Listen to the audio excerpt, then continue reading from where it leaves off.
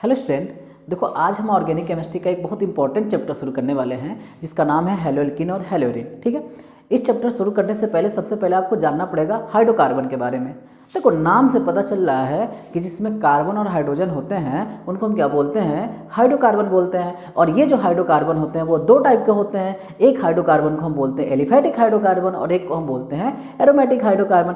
आओ अब देखेंगे एलिफैटिक और एरोमेटिक हाइड्रोकार्बन के बारे में। ओके, तो देखो मैं डिफिनीसन आपको दिखाता हूँ। हाइड्रोकार्बन की डिफिनीसन, वह यौगिक जिसमें केवल कार्बन और हाइड्रोजन होते हैं उनको हम क्या बोलते हैं, हाइड्रोकार्बन बोलते हैं। ओके, अब ये कितने टाइप के होते हैं, दो टाइप के होते हैं। कौन कौन से, एलिफैटिक और एरोमेटिक होते हैं। हाइड्रोकार्बन कितने टाइप के, दो टाइप के, एक एलिफैटिक दूसरा एरोमेटिक। अब देखो सपोज करो कि मेरे पास एक कोई कार्बन है, तो कार्बन के कितने बॉन्ड होते हैं, 4 बॉन्ड होते हैं। तो मैंने क्या किया कि यहाँ पे कार्बन के 4 बॉन्ड बना लिए। इस बॉन्ड को कौन पूरा करने वाला है, हाइड्रोजन पूरा करने वाला है। तो मैंने यहाँ पे क्या किया कि चारों जगह हाइड्रोजन लगा दिया। बोलो इसको हाइड्रोकार्बन बोलोगे, हाँ क्यों बोलोगे, क्योंकि इसमें केवल कार्बन और हाइड्रोजन है। अच्छा मान लो मैंने एक कार्बन यहाँ ले लिया, इस कार्बन के साथ एक और कार्बन जोड़ दिया। ये वाला जो बॉन्ड है वो इस कार्बन का भी और इस कार्बन का भी है। अब क्या करना है, आपको झगड़ा नहीं करना है। आपको ये नहीं करना है कि नहीं ये वाला बॉन्ड मैं सिर्फ इस कार्बन को दूंगा। ये जो बॉन्ड है ये दोनों कार्बन का है। इस कार्बन के पास तो एक बॉन्ड हो गया, बाकी कितने की कमी हो गई, 3 की कमी हो गई। तो मैंने एक यहाँ बना लिया, एक यहाँ बना लिया, एक यहाँ बना लिया। अब इस कार्बन के 4 बॉन्ड कंप्लीट। इस कार्बन के पास एक बॉन्ड है पहले से, एक यहाँ ले लो, एक यहाँ ले लो, एक यहाँ ले लो, इसके भी 4 कंप्लीट हो गए। चारों बॉन्ड को कौन पूरा करने वाला, हाइड्रोजन पूरा करने वाला है। 1 2 3 4 5 6 हाइड्रोजन मैंने लिख दिया। ठीक है, ये भी हाइड्रोकार्बन है ना, हाँ कैसे पता, क्योंकि इसमें भी केवल कार्बन और हाइड्रोजन है। अब ये देखोगे जब हाइड्रोकार्बन लिख रहे थे तो उस कंडीशन में जो कार्बन की ये जो श्रृंखला बन रही थी वो पूरा खुला हुआ है ना, ये जो बंध बन रहा पूरी तरीके से खुली हुई है ना। तो जिस हाइड्रोकार्बन में जो श्रृंखला होती है, जो बंध होते हैं वो पूरी तरीके से खुले होते हैं, उसी को हम बोलते हैं एलिफैटिक हाइड्रोकार्बन। अब बात करते हैं एरोमेटिक हाइड्रोकार्बन की। ये मान लो कार्बन है, इस कार्बन के साथ और भी ऐसे कार्बन जुड़े हुए हैं और इन कार्बन के साथ सब जगह यहाँ से H जुटा हुआ है। ये सब जगह मान लो H जुटा हुआ है। ये हाइड्रोकार्बन है क्योंकि इसमें कार्बन हाइड्रोजन है। बट क्या है ना कि ये जो कार्बन की श्रृंखला बन रही है वो पूरी तरीके से बंद है। जब कार्बन की श्रृंखला पूरी तरीके से बंद हो जाएगा उस हाइड्रोकार्बन को बोलोगे एरोमेटिक हाइड्रोकार्बन। आओ अब देखें कि क्या ये जो कार्बन है उस कार्बन के सभी बॉन्ड 4 बॉन्ड कंप्लीट हैं कि नहीं है। इस कार्बन के पास देखो 1 2 3 बॉन्ड है, एक बॉन्ड की कमी ना। तो जब बॉन्ड की कमी हो रही है तो आप क्या करो, बॉन्ड बढ़ाना शुरू कर दो। ये जो बॉन्ड चाहे यहाँ भी लगा सकते थे, यहाँ भी लगा सकते हैं। जैसे तुमने ये बॉन्ड बढ़ाया तो ये जो बॉन्ड है इसका भी बॉन्ड बढ़ गया, इसका भी बॉन्ड बढ़ गया। ये कार्बन जो है वो 1 2 3 4 बॉन्ड ले लिया। ये वाला कार्बन 1 2 3 ये भी 4 ले लिया। ये वाला कार्बन देखो 1 2 3 एक कम, तो आप यहाँ बढ़ा लो। अब जैसे यहाँ पे तुमने बढ़ाया तो इसका भी एक बॉन्ड बढ़ गया, 1 2 3 4 कंप्लीट। इस कार्बन का देखो 1 2 3 एक कम है, तो यहाँ बढ़ा लो। सभी कार्बन के 4 बॉन्ड कंप्लीट हो गए। इतनी बात समझ रहे हो कि नहीं, एलिफैटिक और एरोमेटिक हाइड्रोकार्बन समझ गए। अब हम समझेंगे हेलो एल्केन के बारे में कि किसे कहते हैं हेलो एल्केन। तो देखो हेलो एल्केन, सपोज करो कि मेरे पास ये कोई कार्बन है, कार्बन के कितने बॉन्ड, 4 बॉन्ड। तो मैंने यहाँ से क्या किया कि 4 बॉन्ड ऐसे लिख लिए। अब इन चारों बॉन्ड को कौन पूरा करने वाला है, हाइड्रोजन पूरा करने वाला है। तो मैंने क्या किया, यहाँ से हाइड्रोजन लगा लिया। ये हाइड्रोकार्बन हुए कि नहीं हुए, यस। कौन से वाले हाइड्रोकार्बन हैं, एलिफैटिक वाले।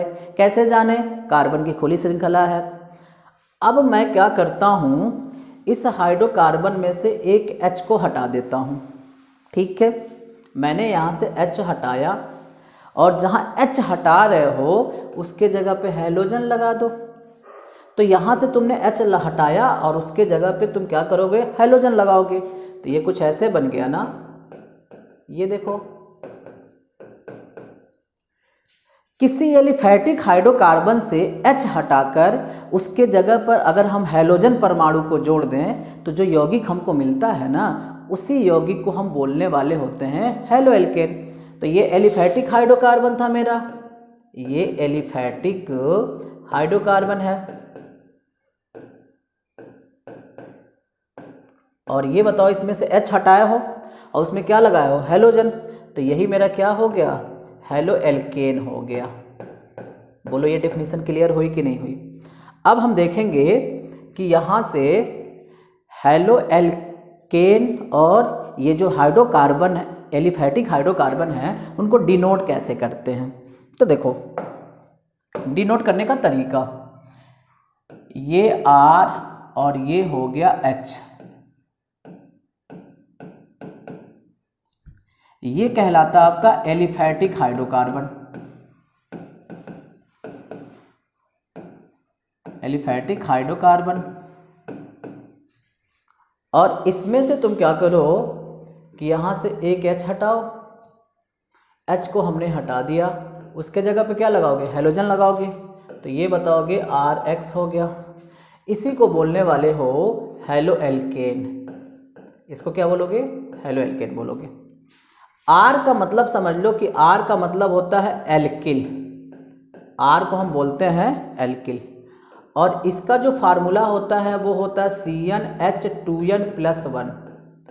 मतलब ये हो गया कि जितना कार्बन रखोगे उसका दोगुना करके एक जोड़ के हाइड्रोजन रखना पड़ेगा। सपोज करो कि मैंने कार्बन ले लिया एक का दोगुना 2, और 2 में एक जोड़ दिया तो कितना हो गया 3, तो यहाँ पे हाइड्रोजन लिख लो 3। कार्बन मान लो मैंने ले लिया 2 का दोगुना 4, और एक जोड़ दोगे तो हो जाएगा 5, तो हाइड्रोजन लिख लो 5। कार्बन मान लो 3 का दोगुना 6, एक जोड़ दिया तो हो गया 7। कार्बन मान लो 4 का दोगुना 8, एक जोड़ दोगे तो कितना हो गया 9। तो इस तरीके से हम जो R होता है ना मेरा, जो एल्किल होता है, उसकी हम सीरीज बना सकते हैं, ठीक। और ये जो है ना X का मतलब होता है हैलोजन।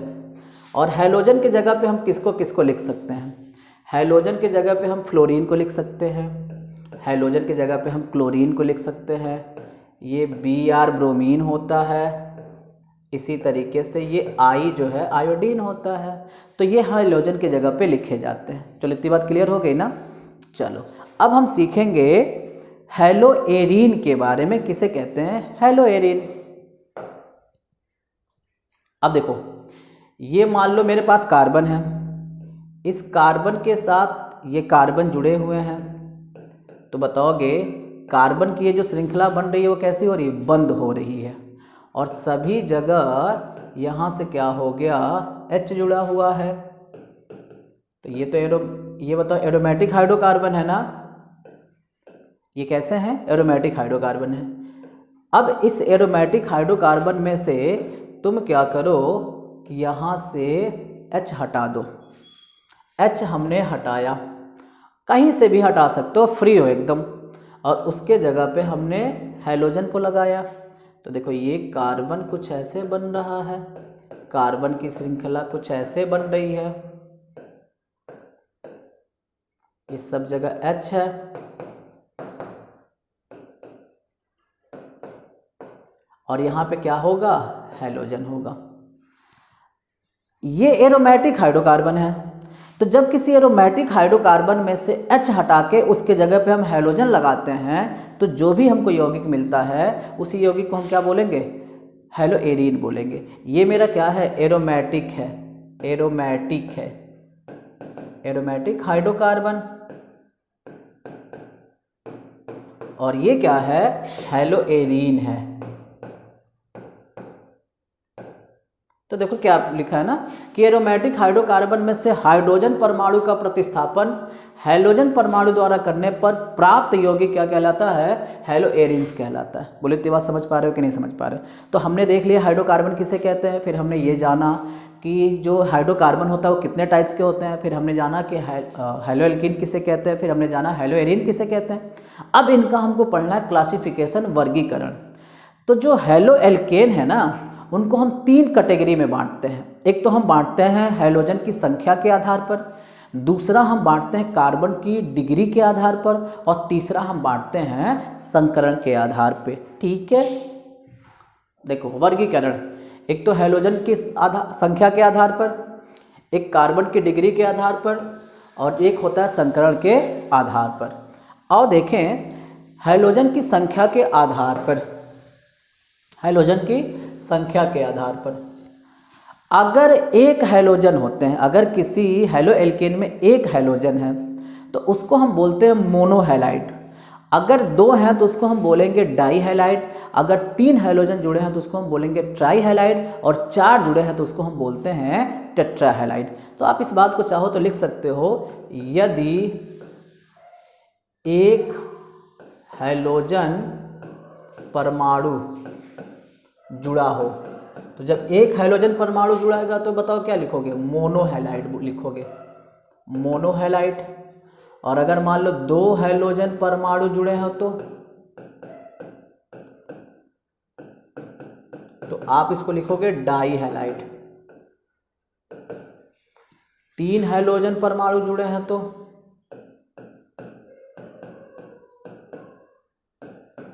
उसको आप लिखोगे ट्राईहैलाइड। उसी तरीके से 4 हैलोजन परमाणु जुड़ेगा तो आप उसको क्या लिखोगे, टेट्राहैलाइड। ठीक है, अब इनके एक एक एग्जाम्पल हम समझते हैं कि मोनोहैलाइड, डाईहैलाइड, ट्राईहैलाइड और टेट्राहैलाइड के। अच्छा देखो, ये जो ट्राईहैलाइड है इसको हम कह सकते हैं पॉलीहाइड्राइड, पॉलीहैलाइड। इसी को आप चाहो तो बोल सकते हैं परहैलो।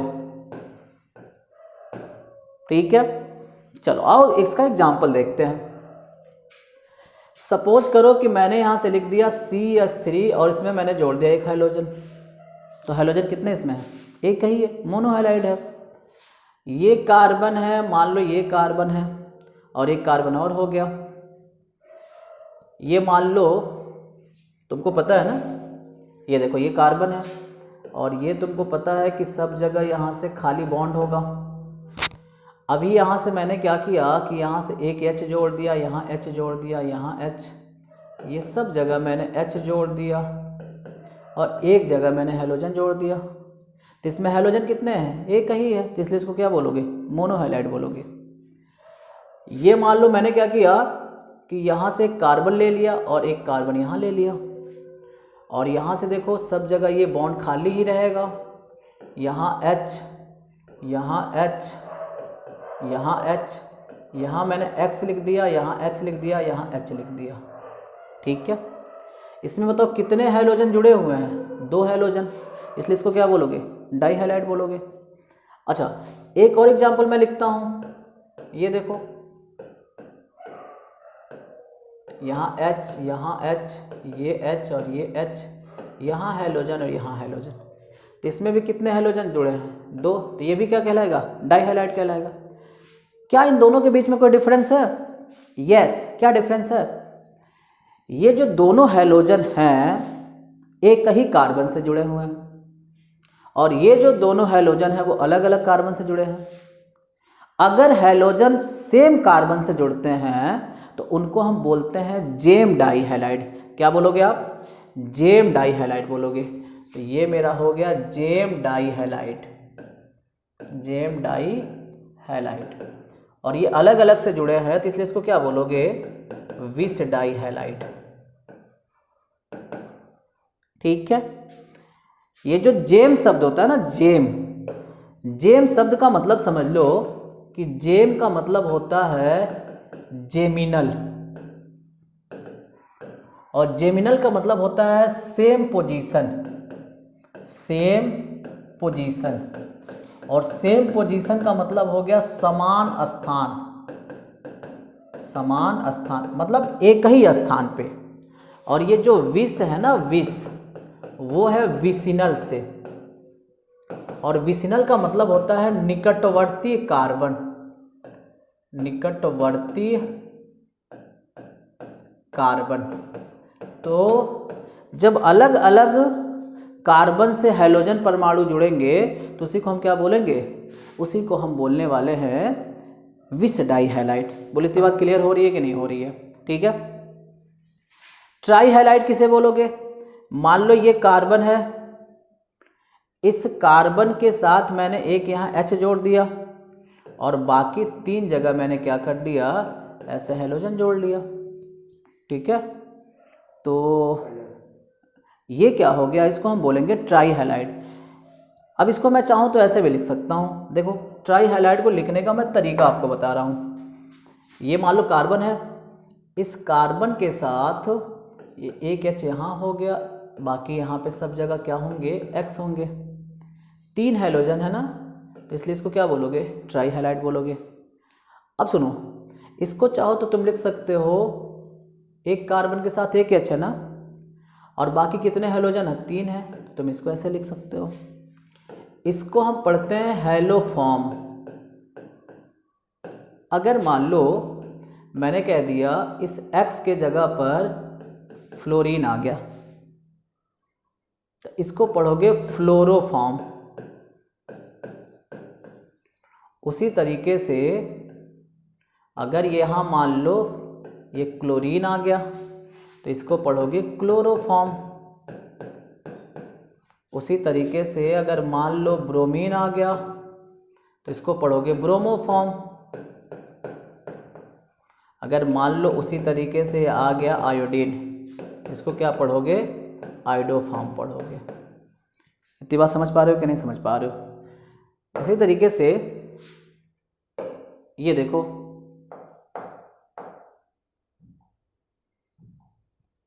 टेट्राहैलाइड।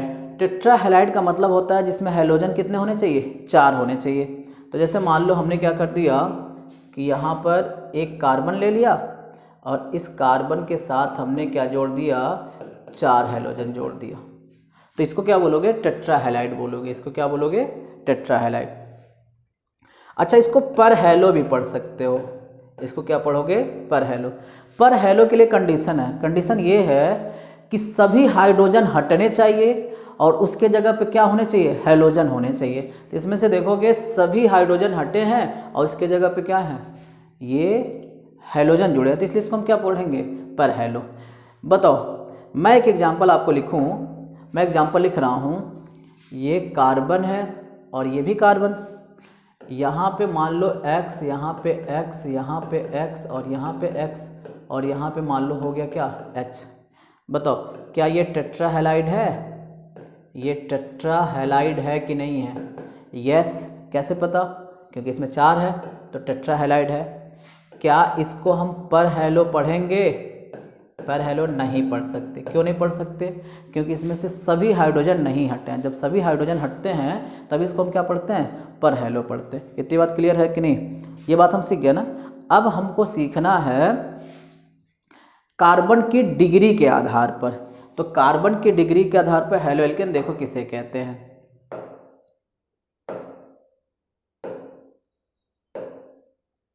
कार्बन की डिग्री के आधार पर पहले तो आप समझ लो, ये कार्बन है, ये कार्बन, ये कार्बन, ये कार्बन और ये कार्बन। इस कार्बन से एक और कार्बन जुड़ा है। ये वाला कार्बन कितने कार्बन से जुड़ रहा है? एक ही कार्बन से, इसलिए इसकी डिग्री हो गई 1। ये वाला कार्बन कितने कार्बन से? 2। एक इससे भी जुड़ा, इससे, इसकी डिग्री हो गई 2। ये वाला कार्बन इससे भी जुड़ा है, इससे भी जुड़ा, इससे भी जुड़ा, इसलिए इसकी डिग्री कितनी होगी? 3। ये वाला कार्बन इससे जुड़ा है, इससे जुड़ा, इसलिए इसकी डिग्री कितनी हो गई? 2। ये वाला कार्बन सिर्फ इससे जुड़ा है, इसलिए इसकी डिग्री कितनी हो गई? 1। देखो 1 का मतलब होता है प्राथमिक। अगर 2 डिग्री लिख दिए तो यहाँ पे हो गया द्वितीयक, और अगर 3 डिग्री लिख लिए तो ये हो गया तृतीयक। अगर मान लो यदि हैलोजन 1 डिग्री कार्बन से 1 डिग्री कार्बन से जुड़ा है, तो उसको आप क्या लिखोगे, उसको आप लिखोगे प्राथमिक हैलो एल्केन, हैलो एल्केन। उसी तरीके से मान लो 2 डिग्री कार्बन से जुड़ गया तो इसको क्या लिखोगे, द्वितीयक हैलो एल्केन, द्वितीयक हैलो एल्केन। अगर उसी तरीके से मान लो 3 डिग्री कार्बन से जुड़ गया तो क्या लिखोगे, तृतीयक हैलो एल्केन। बोलो बात समझ पा रहे हो कि नहीं समझ पा रहे हो? तो ये होती है डिग्री, और डिग्री के आधार पे क्या होता है, हैलो एल्केन का वर्गीकरण होता है। और कुछ एग्जाम्पल देखते हैं इनका हम। देखो प्राथमिक हैलो एल्केन, ये कार्बन है, इस कार्बन के साथ मैंने यहाँ पे हैलोजन जोड़ दिया। कार्बन के 4 बॉन्ड होते हैं, एक बॉन्ड बन गया, 3 की कमी है, 3 हाइड्रोजन ला के जोड़ दो। तो ये जो हैलोजन एक ही कार्बन से है ना, तो इसलिए 1 डिग्री है। ये कार्बन हो गया, ये कार्बन हो गया, ये कार्बन सिर्फ एक ही कार्बन से, तो इसकी डिग्री हो गई 1। ये वाला भी कार्बन एक ही से जुड़ा, तो इसकी भी डिग्री हो गई 1। हाइड्रोजन को यहाँ जोड़ोगे तब भी 1 डिग्री हो गया, यहाँ भी जोड़ोगे तभी कितना डिग्री हो गया, 1 डिग्री हो गया। इस कार्बन के पास एक ही बॉन्ड है तो कितना हाइड्रोजन, 3। इसके पास 2 बॉन्ड हो गया तो कितना हाइड्रोजन, 2 लाके जोड़ोगे। ये कार्बन, ये कार्बन, ये कार्बन, ये हो गया 1 डिग्री, ये हो गया 2 डिग्री, ये हो गया 1 डिग्री। हाइड्रोजन मैंने इससे जोड़ दिया। बताओ कितने डिग्री का ये हैलो एल्केन है, 1 डिग्री का है, क्योंकि 1 डिग्री कार्बन से जुड़ रहा है। यहाँ पे मान लो तुम 3 लिखोगे, यहाँ पे 2 हाइड्रोजन लिखोगे, यहाँ पे भी 2 हाइड्रोजन लिखोगे। ये कार्बन, ये कार्बन, ये कार्बन, ये 1 डिग्री, ये 2 डिग्री, और ये कितने डिग्री का, 1 डिग्री। हाइड्रोजन को हमने यहाँ ला के जोड़ दिया, तो ये मेरा हैलो एल्केन कौन सा होगा, द्वितीयक होगा, क्योंकि 2 डिग्री से जुड़ रहा है। कार्बन के बॉन्ड को पूरा करना है तो यहाँ 3, यहाँ भी 3, यहाँ 1। अब ये तृतीयक देखो, 1 2 3, मैंने यहाँ से एक और जोड़ दिया।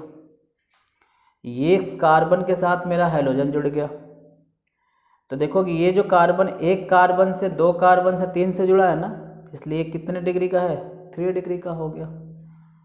इसीलिए इसको बोलोगे कि ये तृतीयक हैलो एल्केन है।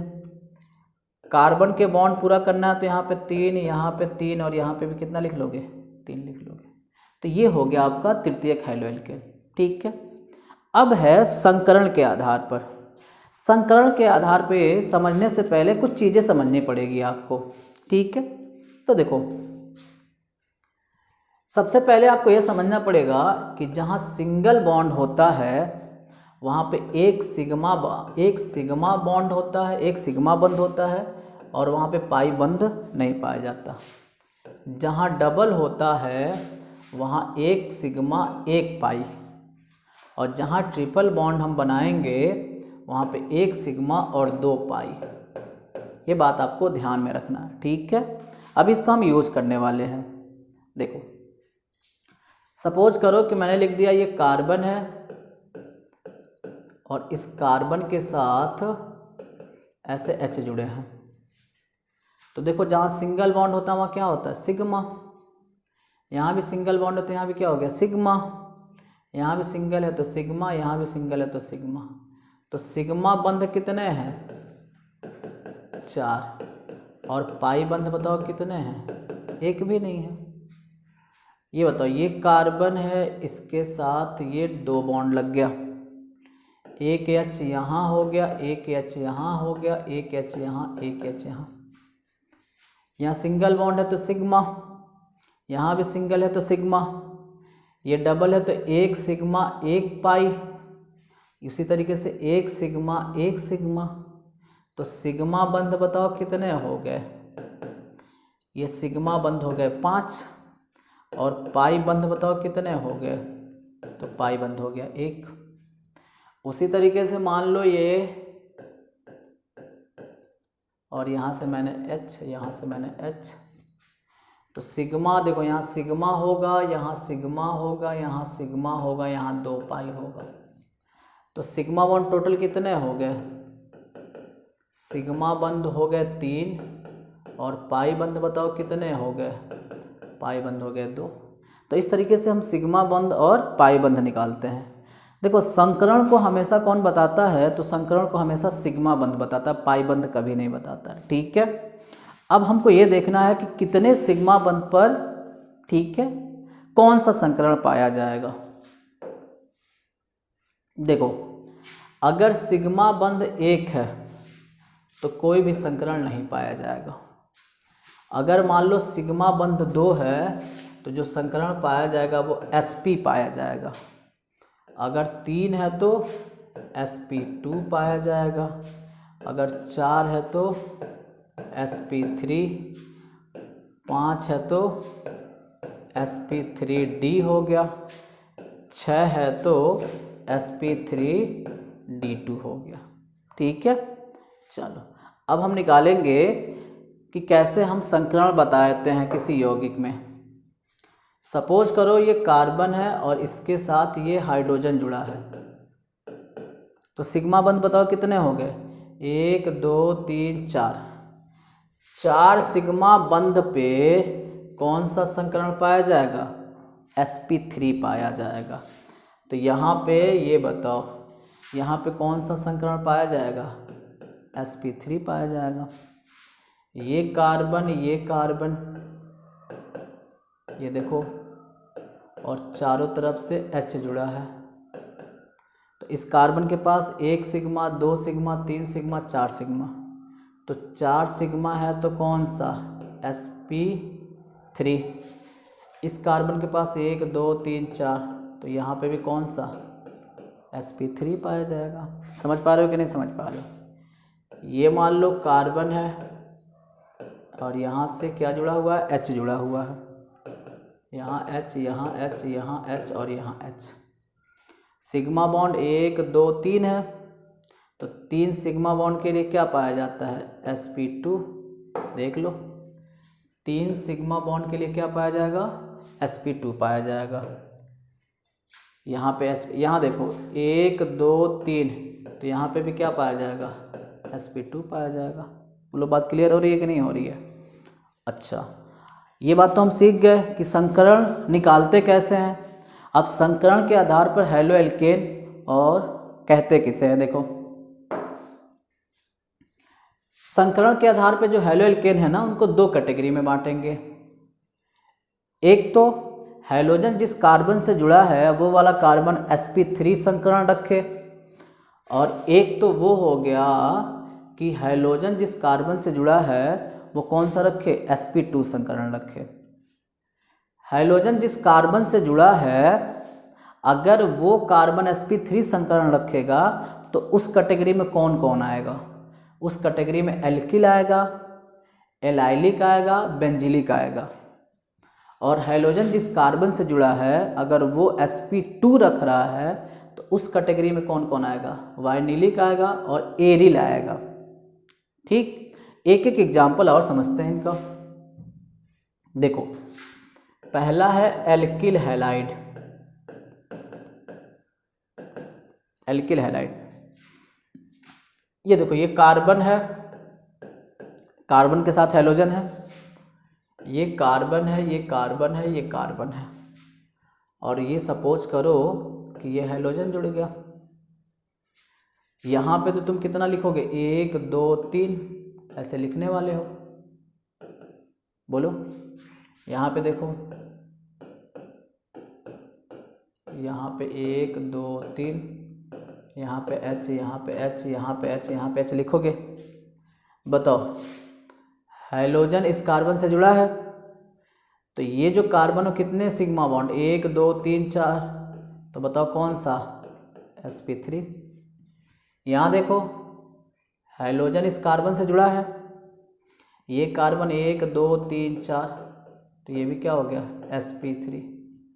एल्किल हैलाइड में क्या होता है ना, जो कार्बन की जो श्रृंखला होती है वो सब सिंगल बॉन्ड से जुड़े होते हैं।